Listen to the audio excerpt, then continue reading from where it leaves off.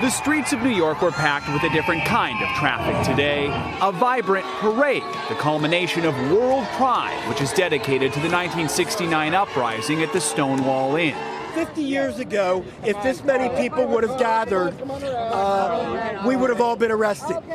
Today, the city of New York is rolling out the red carpet. Out of the closets and into the street. Among the parade's grand marshals, members of the Gay Liberation Front, an activist group that formed right after the riots and organized marches when the streets were far less friendly.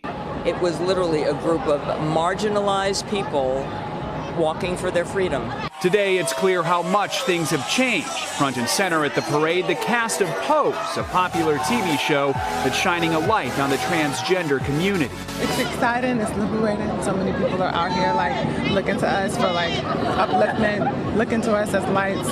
More than 3 million people have descended upon New York for World Pride. Many of them have lined the streets along the parade route, which stretches for 2.5 miles. San Francisco's famous Pride Parade also took place today, and Paris even paid tribute to Stonewall, proof the spirit of that rebellion still echoes across the globe, including the city where it all started. Joe Fryer, NBC News, New York. Hey, NBC News fans, thanks for checking out our YouTube channel. Subscribe by clicking on that button down here, and click on any of the videos over here to watch the latest interviews, show highlights, and digital exclusives.